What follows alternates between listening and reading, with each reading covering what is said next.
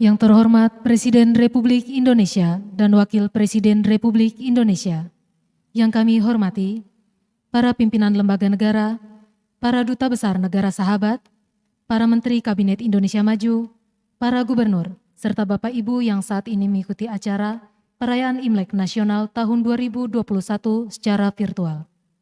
Assalamualaikum warahmatullahi wabarakatuh. Selamat pagi dan salam sejahtera bagi kita semua. Hadirin yang kami hormati, acara perayaan Imlek Nasional tahun 2021 dimulai. Bapak Ibu hadirin yang kami hormati, selanjutnya marilah kita simak bersama sambutan Presiden Republik Indonesia, Bapak Joko Widodo.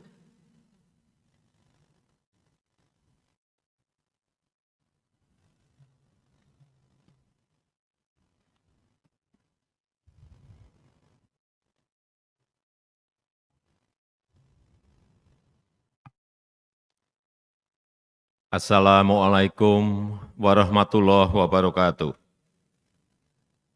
Selamat pagi, salam sejahtera bagi kita semuanya. Shalom, Om Swastiastu, Namo Buddhaya, salam kebajikan. Yang saya hormati Wakil Presiden Republik Indonesia, Bapak Profesor Kiai Haji Ma'ruf Amin, yang saya hormati Wakil Presiden ke-6 Republik Indonesia, Bapak Tri Sutrisno, yang saya hormati Ibu Hajah Sinta Nuriyah Wahid, yang saya hormati pimpinan lembaga negara yang hadir,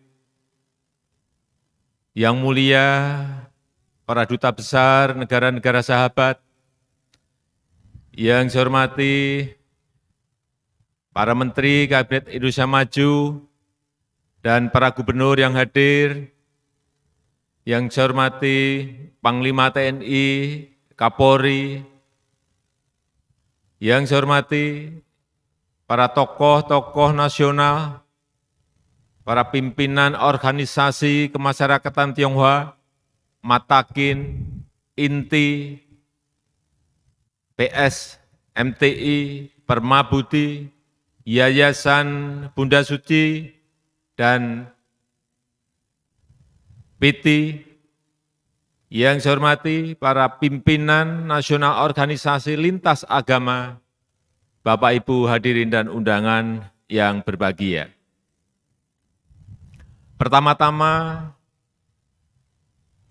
kepada segenap warga Tionghoa di seluruh tanah air, di seluruh Indonesia, saya menyampaikan ucapan selamat Hari Raya Imlek ke-2072, 2572. Selamat memasuki tahun baru Kerbau di tahun 2021. Tahun yang mestinya penuh kekuatan besar. Tahun yang penuh keberanian, keteguhan, dan kedisiplinan. Tahun yang menguatkan kesetiaan kita kepada bangsa dan negara. Dan semoga di tahun baru ini, kita bangsa Indonesia berhasil menghadapi tantangan-tantangan yang ada dan mencapai tujuan kita, yaitu kemajuan yang signifikan. Bapak Ibu hadirin yang saya hormati, kekuatan, keberanian, keteguhan, dan kedisiplinan Kerbau harus kita tunjukkan untuk menyelesaikan tantangan-tantangan yang ada, yaitu krisis pada saat ini. Penanganan permasalahan kesehatan akibat pandemi COVID harus terus dilakukan. Pendisiplinan 3M, 3T, PPKM skala mikro, dan juga vaksinasi harus dilakukan secara cepat dan efektif. Semua kekuatan bangsa harus bersama-sama kita kerahkan untuk itu. Kita semuanya harus bergotong royong menyelesaikan masalah ini. Vaksinasi, target kita 182 juta penduduk kita. Saya sampaikan harus bisa diselesaikan pada akhir tahun ini. Memang bukan sesuatu yang mudah, tetapi hitung-hitungan saya, kita memiliki 30.000 vaksinator. Ditambah lagi kemarin saya mendapatkan laporan dari Panglima dan Kapolri, ada tambahan lagi 9.000 vaksinator dari TNI Polri. Artinya kita memiliki 39.000 vaksinator. Kalau satu orang bisa 30, satu vaksinator bisa 30 orang disuntik. Artinya sehari kita sudah bisa harusnya 1 juta, kurang lebih 1.200.000 orang harus bisa disuntik. Tetapi memang problem besarnya adalah ketersediaan vaksin itu sendiri, yang tidak bisa dalam jumlah yang kita inginkan dalam waktu-waktu sekarang ini.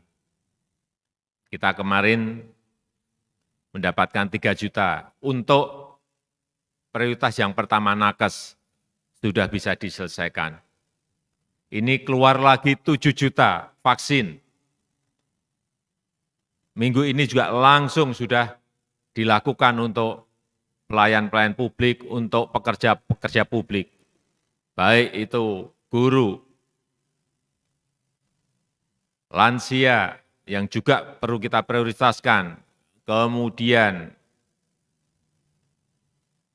pekerja-pekerja di pasar-pasar dan di pusat-pusat ekonomi. Kemarin juga sudah kita mulai di Pasar Tanah Abang.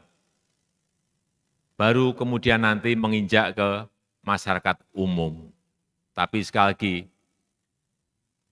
vaksin yang ada di dunia ini menjadi rebutan 215 negara. Semuanya pengen dapat vaksin. Rebutan vaksin antar negara. Oleh sebab itu kita akan berusaha terus agar ketersediaan vaksin itu secara kontinu setiap bulan bisa kita dapatkan. Kita sudah mendapatkan komitmen 426 juta vaksin. Tapi datangnya kapan ini yang masih rebutan. Dan terus kita akan berusaha agar vaksin itu ada terus. Demikian pula halnya dengan permasalahan ekonomi. Kita semuanya harus bersama-sama, bergotong royong untuk pemulihan ekonomi nasional kita.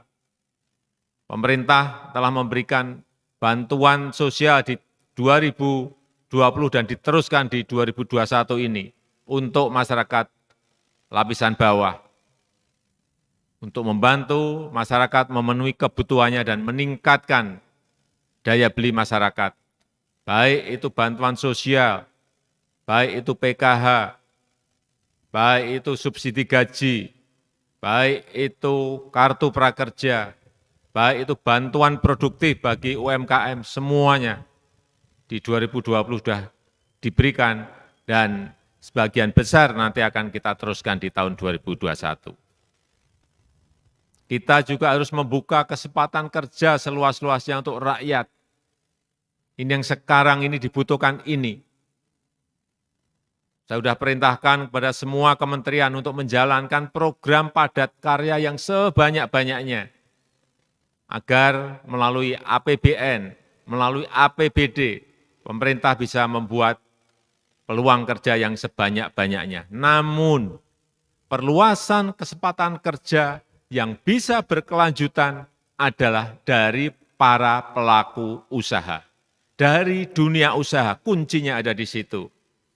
Bukan dari pemerintah. Kalau yang melakukan dari dunia usaha ini akan berkelanjutan. Ini yang dibutuhkan oleh masyarakat. Oleh karena itu, pemerintah bekerja keras untuk melakukan pemulihan ekonomi nasional mulai dari membangkitkan UMKM agar bisa berproduksi kembali, yang kecil bisa berproduksi kembali, yang menengah bisa berproduksi kembali secara maksimal, yang besar juga bisa berproduksi kembali secara maksimal. Dan memberikan prioritas belanja pemerintah untuk pembelian produk-produk dalam negeri, serta membangun ekosistem yang kondusif bagi investasi baru dan kebangkitan usaha-usaha skala besar.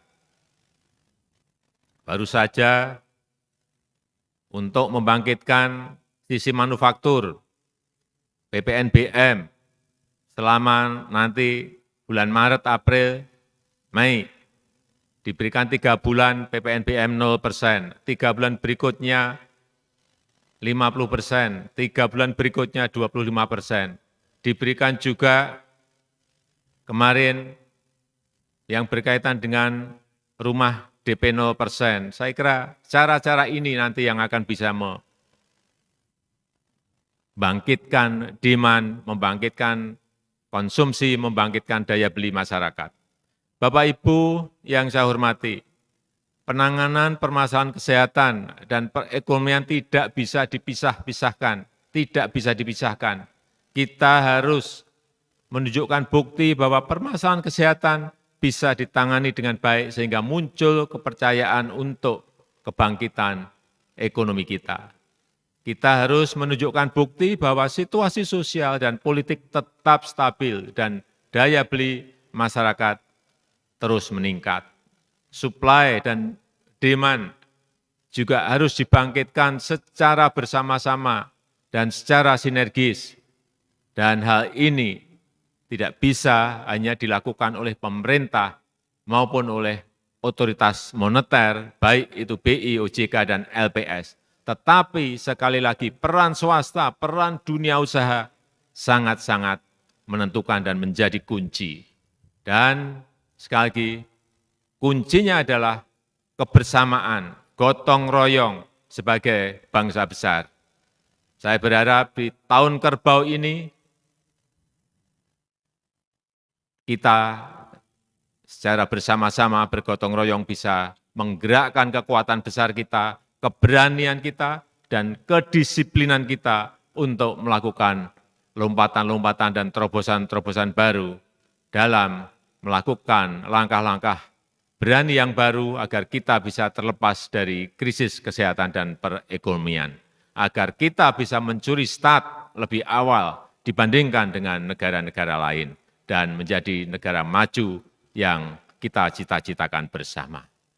Saya rasa itu yang bisa saya sampaikan dalam kesempatan yang berbahagia ini. Saya mengucapkan selamat Tahun Baru Imlek 2572, Senian Kuaile, Kongsi Pak Cai, selamat berbahagia dan sejahtera. Wassalamualaikum warahmatullahi wabarakatuh. Om Santi Santi Santi Om, Namo Buddhaya.